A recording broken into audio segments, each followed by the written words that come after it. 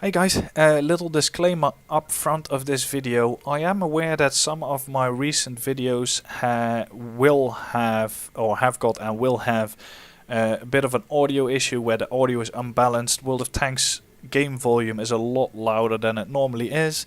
I am aware of this. The last video had this problem, and I think 2 more videos that I pre-uploaded will have this issue.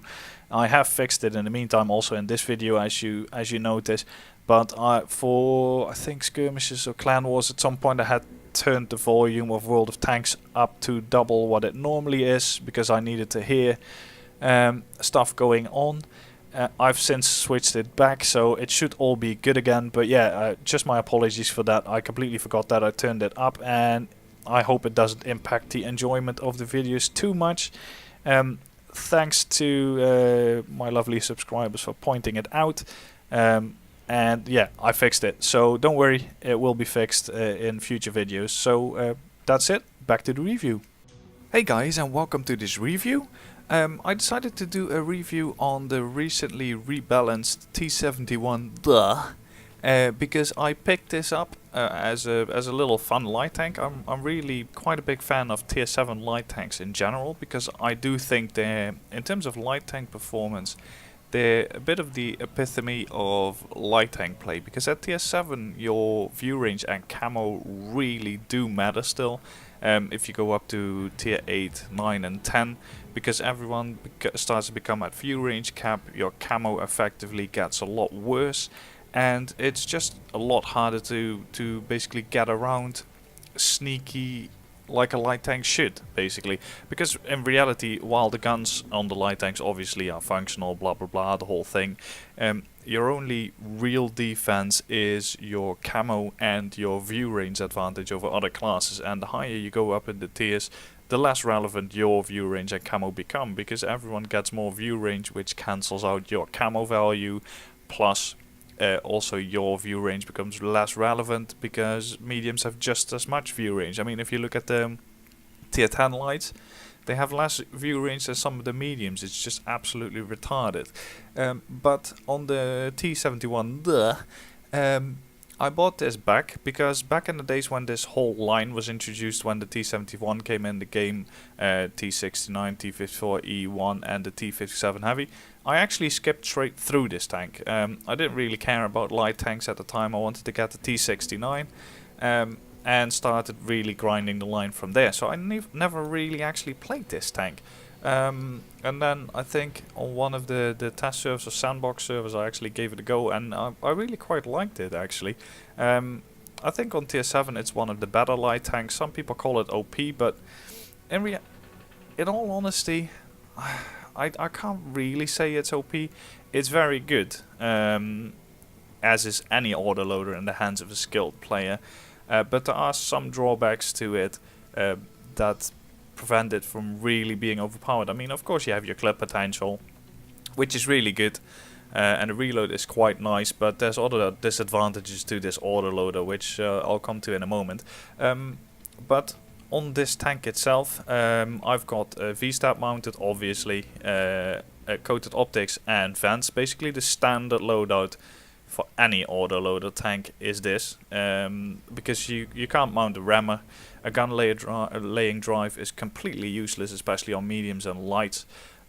So this is the de facto default loadout for autoloader mediums and lights, pretty much. Automatic fire extinguisher, small repair kits. I pretty much always use small repair kits, especially now that they recharge. It's just not worth it. I mean, in that respect, it's just a really nice little vehicle, so to say. My stats in it so far: I've only played 54 battles, 63% win ratio, 911 average XP. I'm closing in on the second gun mark. Let's see if we can sort this by tier. Oh shit, no, it doesn't actually sort. Can you sort it by light tank? Yeah, there we go. So let's hope it sorts it properly. No, it doesn't really. It's all mixed up. Well, I'll compare it somewhere else then. So basically, T71 review. We'll go into the stats first. On Tanks GG, this will be a very short little comparison to the other tanks, obviously. Armor we're not even going to bother because it's a light tank, so armor is completely irrelevant on these kind of tanks. And then I've got 2 Ace Tanker videos for you, so enjoy the review.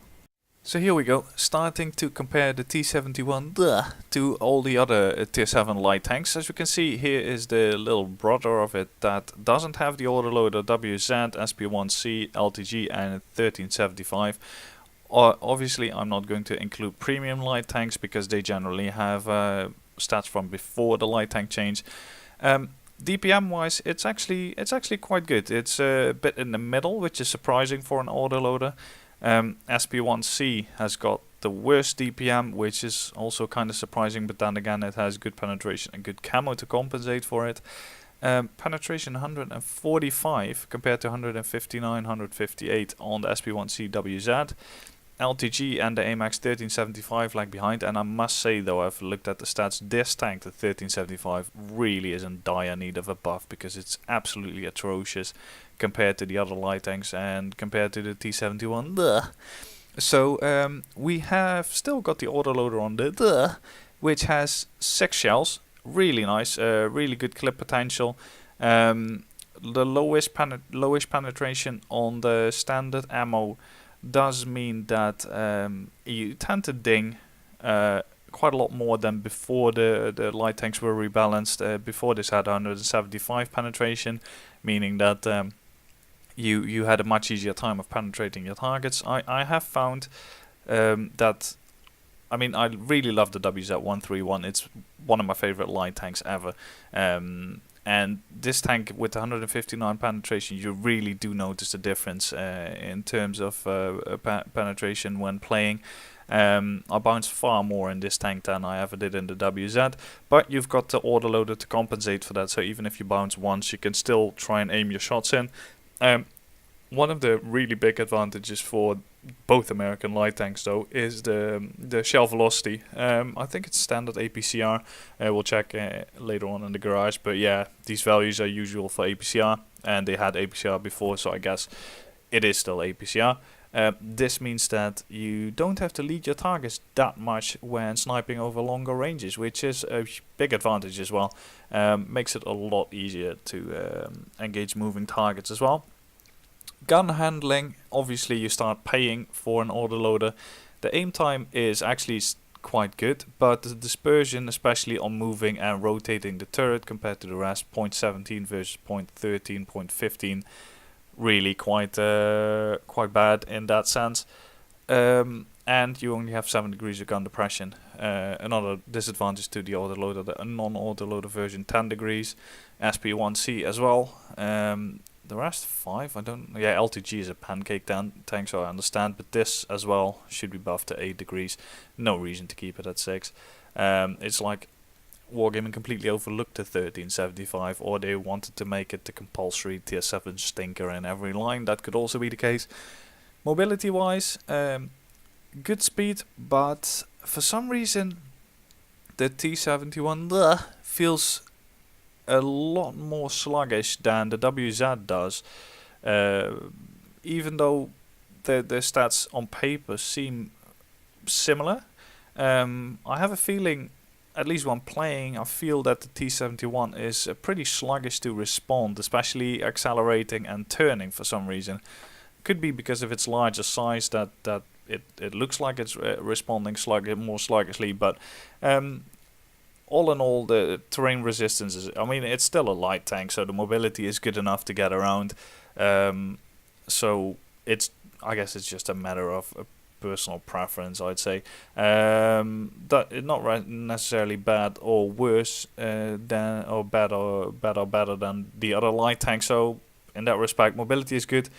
Armor completely irrelevant. View range 390, really nice. With a good crew, you can get this up quite far. This is a bit of a weird thing though, because the 1375 370. I mean, Jesus Christ, this tank really is handicapped in every possible area compared to all these other light tanks. I guess it's because it's the oldest autoloader line in the game, and it's the problem with wargaming is once they set the stats for a line at its introduction, they do or obviously buff or nerf the lines at some point, but lines that are introduced later than that, they start out with better stats in general, and you get this discrepancy where the old line is basically balanced to the old version of the game, and it stays in a bit of a disadvantage all the time. And this is a remnant of World of Tanks 4, 5, 6 years ago, when this line was introduced, where all tanks were worse. And so this autoloader is worse as well, and it's never really been buffed to competitive levels in the current game against the current tanks. So it's basically, apart from the gun handling, but the gun handling is wholly irrelevant because you've got shitty pen, and you've got shitty gun depression, and you've got shitty shell velocity, and you've got shitty mobility, shitty armor, everything's shitty view range. So it doesn't. This gun handling doesn't make up for that at all. 1375 definitely leads above. T71 I think is actually with all the stats, everything compared, is actually quite balanced. It's got a good clip potential. That is one of the main reasons why some people think it's overpowered. DPM could potentially maybe be lowered to 1700. This needs to go up for sure, especially with 4 shots and the rest of the shitty package. But I'm actually an advocate of giving autoloaders pretty much the same DPM as single shot tanks of the same tier, because the payoff or the trade-off for an autoloader should be that you do all your damage in a burst and then you have to reload, whereas a single shot tank does consistent damage. And the autoloaders in the game currently, which are competitive, all have a DPM which is similar to the single shot counterparts. There's very few left that have considerably worse DPM. One of the main offenders is the Batchat 12T and the Batchat 25T. They have quite a lot less DPM. The 12T has 400 less base DPM than a same tier autoloaders, and the Batchat almost 600, I think. And the problem with an autoloader is, this might seem unbalanced, but you have to remember that single shotguns can always mount a rammer, so the base DPM or the effective DPM increases by 10%. An autoloader can never mount a rammer, so it's already at a bigger disadvantage on a scaling sense. An autoloader can only mount vents as a module to increase the DPM a little bit. It's only going to increase it by 50 or something. While all the single shot guns can also mount, on top of the vents, can mount a rammer, which greatly increases the DPM in comparison. So the discrepancy in DPM and the advantage for single shot tanks comes after they mounted the rammer, and this is what a lot of people forget when they look at these values. They see the same DPM as single shotguns and they think, oh, this is unbalanced because you reload and then you can do a massive clip potential. Yeah, but this is just the base DPM. This is not the fully kitted out DPM that you are left with. I mean, fully kitted out, a Batchat has a Batchat 25T has something like 2600 DPM maybe on the autoloader, and pretty much all the other single shot mediums on that tier have 3,500 DPM or close to it. They've almost got 1,000 DPM more, and that's just due to the fact that they can mount rammers and all that kind of stuff, which the Batchat can't. So if you start out an autoloader with a lot less base DPM basically, and then also it can't mount a rammer, it will always stay at 17. For instance, this tank probably with vents, it can get up to 1750, maybe 1800. That isn't even the base DPM of all of these. I mean, that's just retarded. So DPM value in autoloaders should be the same as the single shot guns, in my opinion. And as a package, the T71 is a nice little light tank. It's I'm really enjoying it. I like autoloaders. I like light tanks. So that's one of the reasons why I actually bought it back, and I trained the crew specifically for it. I got the crew from my old T37 and put it in that tank, and I also bought the T71 CMCD back, and I put my old Bulldog crew in that because I've got the German Black Dog, so I've got no use for the Bulldog anymore, especially since they removed the autoloader. Now, I promised I was going to show you the light tank performance, so let's just see that I sorted this right. Yeah, I did. So we'll just go back down to light tanks. Actually, did I sort it? Yes, I did sort it. So here we go, T71. I've got 3000 average WN8 in it, SP1C 4100, WZ 3300, the old T37 3200, Type 64. So you can all see these are fairly similar performance wise. This was played way back, but even then I did fairly alright with it.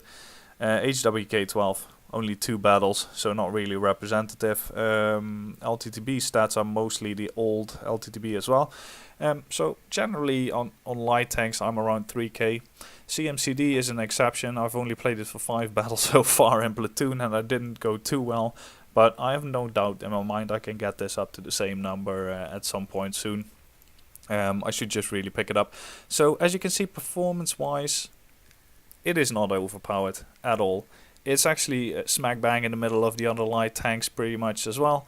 So yeah, as I said, stat wise and performance wise, I cannot call this tank overpowered.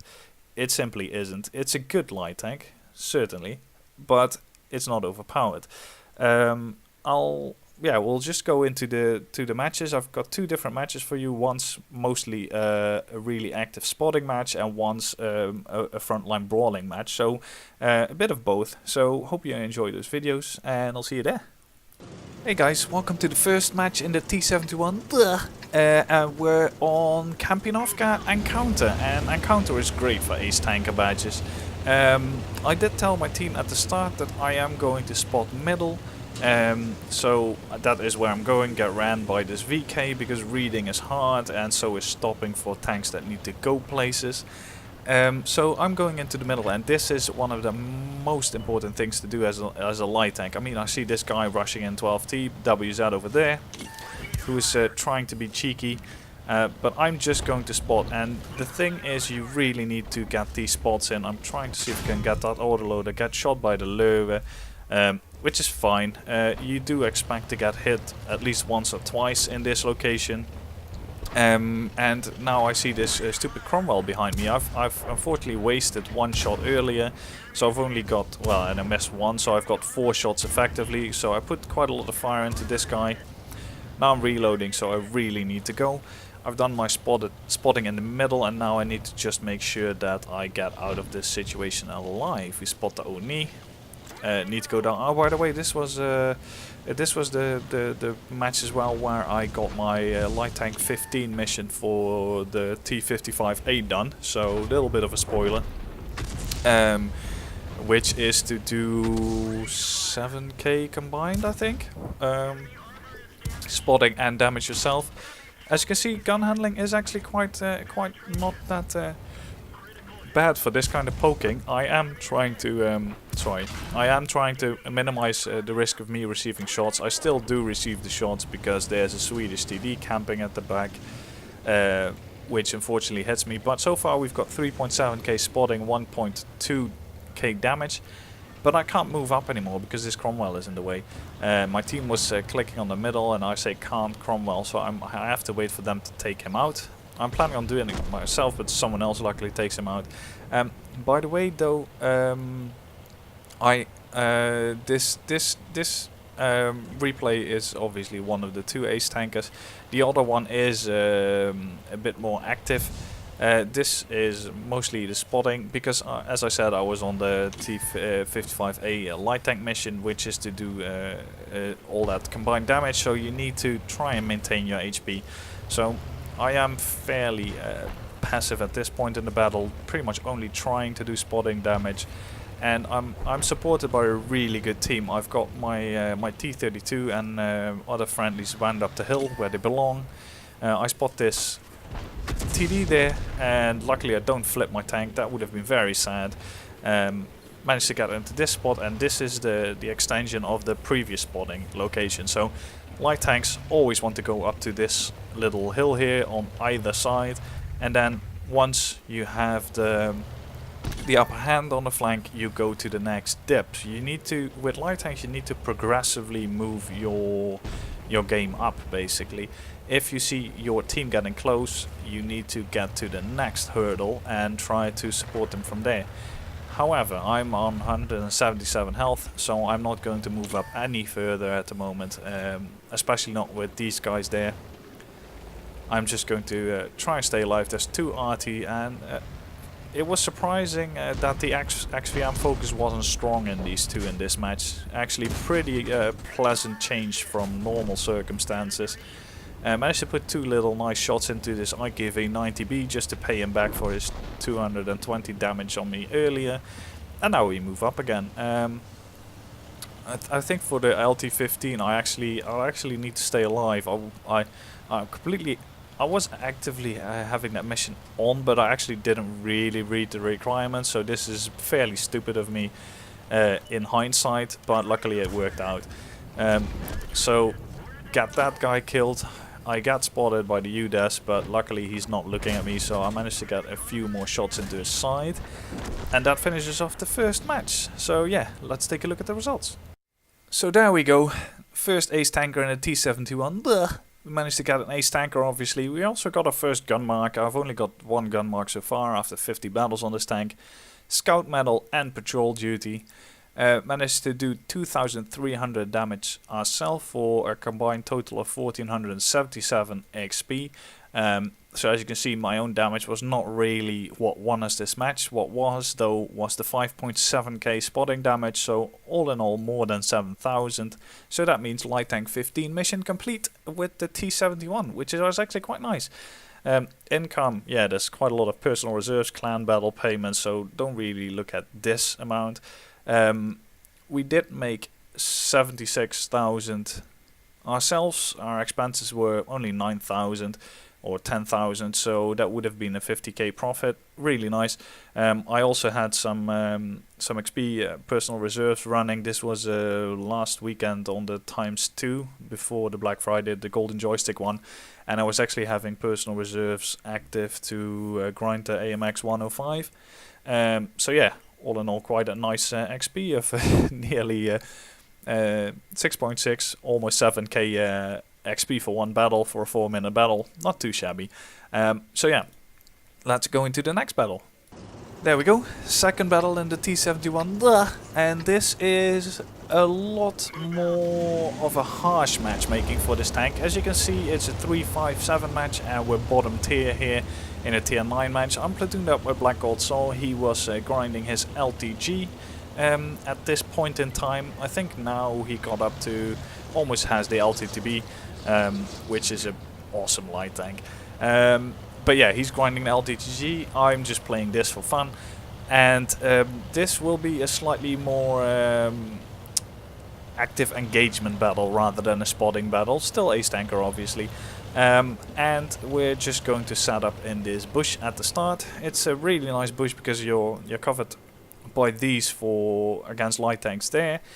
And you have at least some camo to spot the whole field here. As you can see, I'm quite okay in view range. I'll show you the skills in a moment. The crew's not exceptionally skilled. I think I'm halfway up or almost got the second skill on them. So obviously I don't have all the view range skills at the moment. I do have coated optics, and 390 makes almost 450 at the moment. I am playing a bit more passive in this match. Obviously it's a tier 9 match, and things like the Type 4 Heavy can one-shot me, and most other tanks can take 2/3 of my health off in one shot. So yeah, no real need to be super aggressive. However, I am keeping an eye on things, trying to make sure that no one comes through the middle, but at the moment it's just a bit of a liu in the battle, a little bit of a passive point where both teams try and figure out how many tanks each one has got on every flank. Moment I move up, of course, this Panther 2 decides to move up as well, because timing. I spot the VK and the VK spots me. So yeah, great light tank camo there. Luckily he misses me, which is a good thing because that gun does roughly 500 damage. I've got 840 HP, so yeah, that would be 2/3 of my health gone. I am not spotted anymore. This Panther is standing in the middle, so I'm trying to track him. Doesn't unfortunately work. I do get spotting damage for it though. See this VK poke, put one shot in, he pulls back as he's not interested anymore. Now we see the enemy T71, and we fire before we're fully aimed. I tend to do this with autoloaders, which have a fairly fast reload, is to just fire the first shot even when not fully aimed, because by the time you get to fire the second shot you're pretty much fully aimed. Unfortunately, I also do this in the batch chat, and the batch chat is really not suited for that. My clan commander pointed this out to me in skirmishes, that I'm firing unaimed shots. But yeah, that's the reason why, because most of the time that shot does tend to hit, and it's just a nice initial damage advantage you get. Now we see our friendly tier 8 heavy move up, so it's time for us to move up as well. So far we've only seen, or we know that there's 2 enemy tanks on this flank. I'm trying to get a shot into the Scorpion here, who's stunned. He is going back though, and I'm thinking I'll get this VK450B in the back, because he's holding up our entire team. Can't have that. I am making sure that I shoot him from directly behind and not from the side, because then my shots will ding. Nice clip potential here, and of course the RT XVM focus into the light tank, which is really not useful, but then again that's the classic mentality of the standard 45% tomato RT. They still go for damage, even though the light or the RT modus operandi has completely changed. They still try to go for the damage, which is completely stupid. They're still trying to go for me, and that lost him the match. He should have actually stunned that IS-3 and stunned targets that his friendlies could actually hit, because he stunned me, and there's literally no one that could fire at me, so that's just wasted stun and wasted damage. I'm setting up in this bush, by the way, just a spot for my friendlies. I am telling my team to go back to base. We only have to defend on this mode, and as you can see, most of the enemy tanks are on the other side. So unfortunately Black Gold Sword gets taken out. But yeah, I've had a couple of teams on this match on this mode which was stupid enough to actually just go to the castle or push via the castle, and then especially in higher tier matches you just lose. There's no need to go castle. I'm going this way just to see if I can find the RT, but if I would run into serious opposition, I would just go back to the forest corner to defend our cap. I'm trying to get a shot on this tiger here, but I'm not taking the risk of firing yet. It's always funny, because when I try to get away from this flank, everyone can hit me from anywhere, but then once you get to try and hit an enemy, suddenly you can't hit them. So yeah, always nice when that happens. I do spot the RT though. He has 6th sense, obviously. Isn't going to change him, save him. Take the RT out, well worth it. I'm still spotted, but I am still poking for this tiger. I don't see him, so I press reload. Reload is quite nice, quite fast. Obviously you can't see the timer here. I don't know exactly how much it is. I think somewhere between 19 and 22 seconds. I can't exactly remember anymore, but quite a nice reload. And then we get to the tiger here, and there's a little bit of a fence in the way. Gun depression lets us down, and we shoot the tiger in the tracks because we want to do damage to him, and we also want to track him. And as you can see, 1 bounce in the clip so far, and this VK puts shot into us, but I don't care. I managed to do my whole clip into that tiger, and the tiger is an absolute tomato. I have to say that though, I looked him up and he's like a complete bot. I really don't know what he's doing. So again, we just fire into his track. Another thing doing nothing. That's the 144 penetration there on the low roll. Means that you can get only 110 pen or something. So yeah. And we're on to our last clip of, yeah, it's APCR ammo actually. This is going to be quite a little nice profit match because we're not firing any premium. And here we have the enemy T71 coming over the field. He's still full health. I am more interested in this VK though. I'm keeping this ridge between me and the ISU. VK disappears, but this guy shows up. Set them on fire, and now we've got 5 shots left for this VK. And it pains me to do this because I absolutely love the VK4503. It's one of my favorite heavy tanks in the game. But he has to die because he's on the enemy team. So there we go, 3 shots left. Only the enemy SU-152 left. He was last spotted in the corner. I was thinking that he might be aiming on the ridge to try and shoot for me, so I'm trying to change direction occasionally so I don't get blind shot, but he is not there. So I was thinking maybe reload, but then I think nah, I will never reload in time. If he shows up here, then I might miss out on the damage. So we poke the ridge, don't spot him initially, but then we see him in the water. He's the classic arty tomato that knows these kind of positions where you can stand. So, but we're not giving him the pleasure of killing us. So take him out. And there we go. A win. Let's go to the results. There we go. Results for the second ace tanker match in the T71 comrade. Only ace tanker this time, which is good enough. 1450 base XP for 3627 damage. As you can see, the enemy VK did alright. His positioning was just absolutely atrocious for that tank. But all in all, team did quite okay. We have some nice damage numbers, even though the tier 7 light tank bottom tier did more damage than everyone combined. But that's, yeah, that's just what happens when the rest of the team is a bit meh. 34 shots, 28 hits, 25 penetrations, some bounces obviously, but that happens with 144 penetration. Hardly any assistance. We did damage destroy a couple of vehicles, 4k driving, 3.6. Nice profit. This is just with a premium account, 44k profit. Even with a non-premium account, that would still be 25.